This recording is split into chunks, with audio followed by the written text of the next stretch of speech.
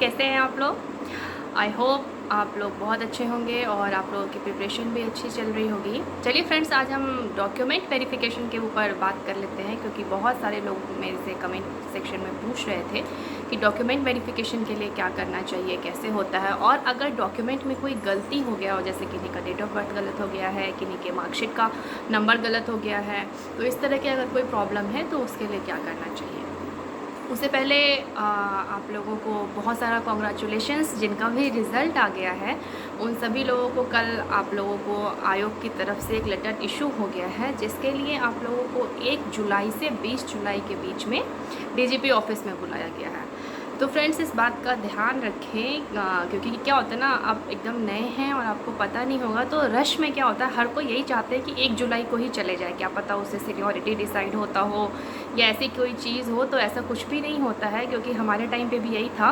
और सारे लोग एक ही दिन ऑलमोस्ट पहुंच गए थे, तो बहुत ज़्यादा रश हो गया था और इस वजह से सुबह से शाम काफ़ी डिले भी हो गया था। तो ऐसी कोई बात नहीं होती है। आप 1 जुलाई से लेकर के 20 जुलाई के बीच में आप कभी भी, जिस दिन भी आपको सहूलियत हो, क्योंकि वो इतना लंबा टाइम पीरियड आप ही लोगों के लिए दिया गया है। और एक्चुअली उस दिन होगा क्या, देखिए, आपने जो भी डॉक्यूमेंट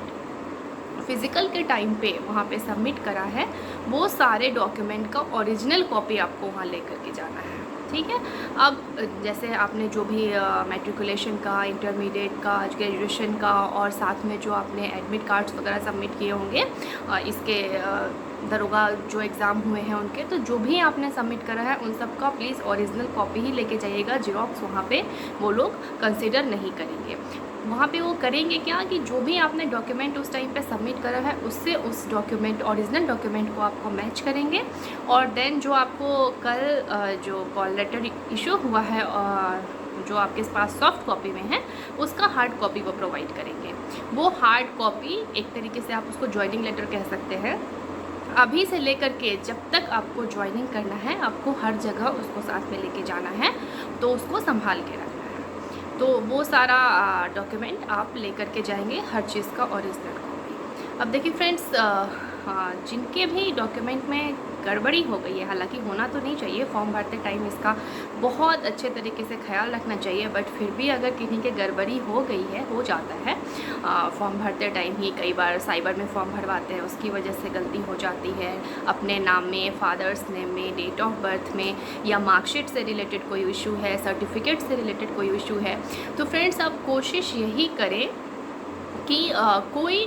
रिस्क ना लेते हुए एक एफिडेविट आप बनवा लें। एफिडेविट से क्या होता है ना कि आपको प्रॉफिट हो जाता है, आप अपने बचाव में उसको प्रस्तुत कर सकते हैं, तो उससे आपको दिक्कत नहीं होना चाहिए।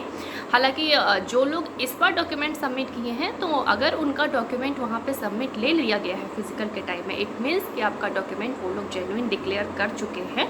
मतलब ले लेने का मतलब यही है कि अब आपको दिक्कत नहीं होना चाहिए, और अगर फिर भी आपको ऐसा कुछ लगता है कि आगे कुछ दिक्कत हो सकता है, तो प्लीज़ एक एफिडेविट वो बहुत ईजिली बन जाता है, किसी भी लॉयर से कंसल्ट करके आप उसको बनवा सकते हैं। आपका ग्रेजुएशन या मैट्रिकुलेशन, इंटरमीडिएट, ये सब के मार्कशीट तो एक अलग चीज़ हो जाता है। कैटेगरी वाइज आपने अगर कोई फॉर्म फिलअप करा है, जैसे कि आप ओबीसी से बिलोंग करते हैं, एससी एसटी से बिलोंग करते हैं, और वो उसके रिगार्डिंग अगर आपने कोई सर्टिफिकेट सबमिट करना है, हालांकि वो सबमिट करना ही होता है, आपने जो जिनका इस बार सिलेक्शन हुआ है उन लोगों ने फिजिकल के टाइम पे ऑलरेडी सबमिट कर दिया होगा, और जिनका नहीं हुआ है, आगे आने वाले वैकेंसीज़ में सिलेक्शन होना है, तो उनके लिए बता दूँ कि वो जो आप सर्टिफिकेट बनवाएंगे, वो ध्यान रखें कि वो स्टेट गवर्नमेंट यानी कि बिहार गवर्नमेंट का ही बना होना चाहिए, सेंट्रल का एक्सेप्ट नहीं किया जाता है। देखिए फ्रेंड्स, जिन लोगों ने इस बार फिजिकल के टाइम पे वो सेंट्रल का सबमिट किया भी है, तो आप